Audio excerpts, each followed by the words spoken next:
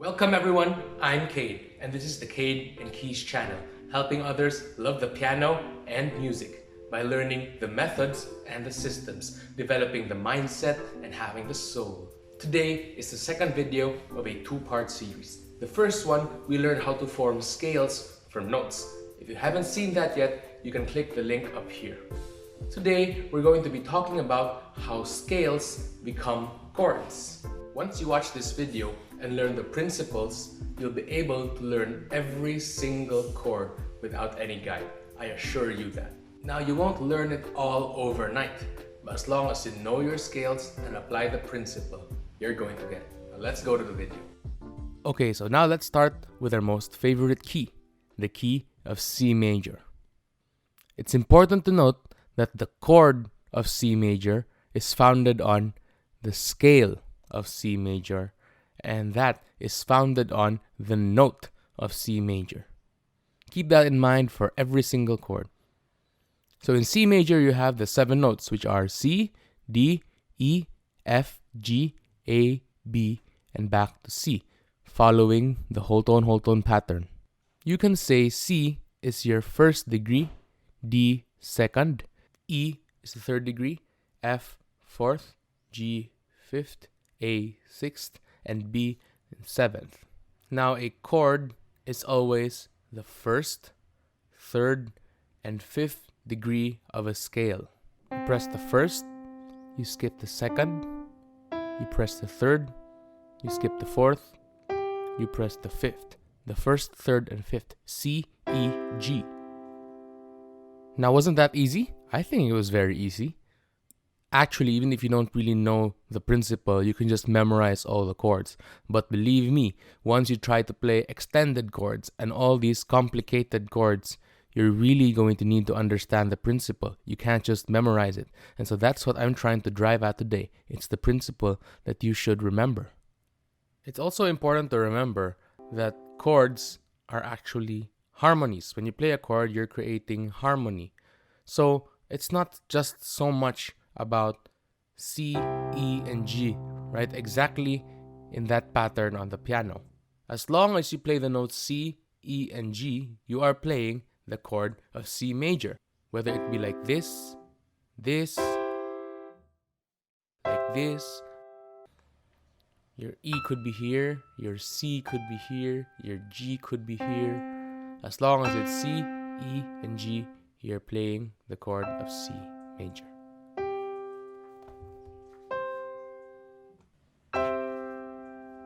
Now let's learn the chord of F major for another example. First, we look at the scale of F major, starting with F and applying the pattern. F, G, A, B flat, C, D, E, and back to F.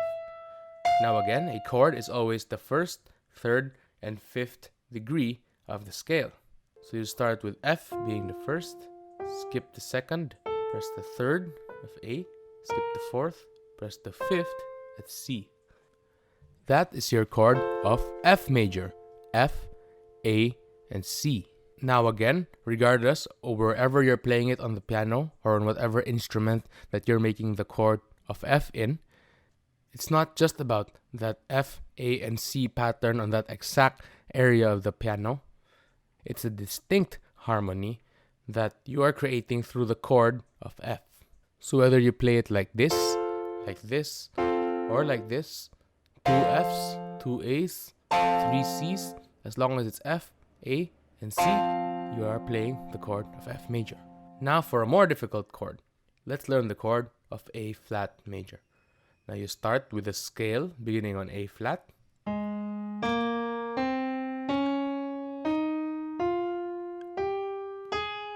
A flat, B flat, C, D flat, E flat, F, G, and back to A flat. And these are your degrees.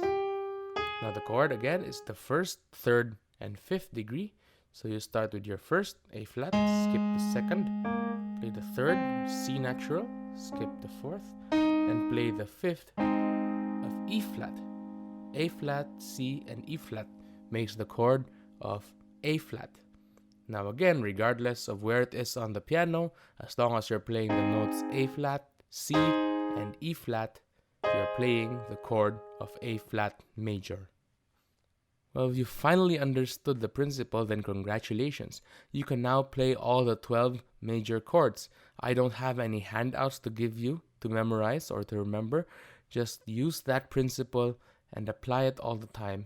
You'll know all the 12 major chords. Now let's go to the minor chords. Once again, remember that chords create harmonies. And so the major harmony or the major chord has a different harmony compared to the minor chords that create a different kind of harmony. To simplify it, major chords sound brighter and minor chords sound darker. Now that is actually an oversimplified definition, but it's so much better than most who describe it as happy and sad. Now more of that in the future. Now I'm generally not a fan of shortcuts, but this is one instance where we are going to use it. This is extremely simple. Again, the major chord is the first, third, and fifth. C, E, G. Now the minor chord is the first, a flattened third, and the fifth. All you have to do is just lower the third degree by a half step, and you have the minor chord. C minor is C, E flat, and G. So again, playing chords create harmony. So it's not just the pattern C, E flat, and G on that exact part of the keyboard, but as long as you're playing C, E, and G in whatever arrangement, whether it be like this, this, this, this, this. As long as you play C, E flat, and G, that is C minor. So let's look at the chord of F major, F, A, and C. To make the chord of F minor, you flatten the third degree, not the third note, the third degree. So it becomes F, A flat, and C, F minor. Now let's look at the chord of F sharp, F sharp, A sharp, and C sharp. Now to get the minor chord, F sharp minor, just flatten the third degree. From A sharp, it becomes A natural. So your F sharp minor is the notes F sharp, A natural, and C sharp. Let's look at the chord of B. B, D sharp, and F sharp.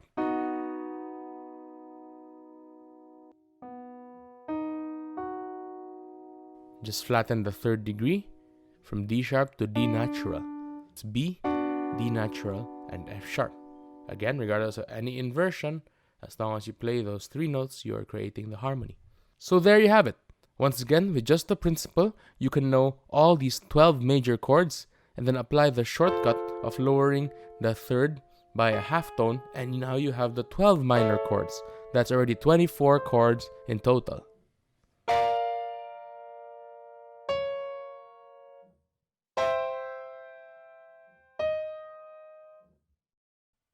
Here are a few tips to practice your scales. Now it may sound boring, but I assure you it'll really improve your familiarity with the scales, both in muscle memory and in mental memory. Number 1. Now I'm not really sure if only geeks and nerds do this, but even when you're not in the piano, even if you're stuck at traffic or you're in a class or you're in a boring meeting that you don't really need to listen to, what I do is I familiarize myself with the scales. For example, I think C major. What are the notes? C, E, G. How about E major? E, G sharp, and B. What about B flat minor? B flat, D flat, and F. And so on. You get the point. Now, I don't know if you're going to find that fun. I really found it fun when I was in high school. Till now, I'm reaping the benefits of it. The second one is practicing your chords and inversions. For example, you play C at the root inversion, C, E, G. And then you transfer ascending with E, G, C, and then G, C, E, and so on up to higher octaves. You can do 2, 3, 4 octaves, and then descending again.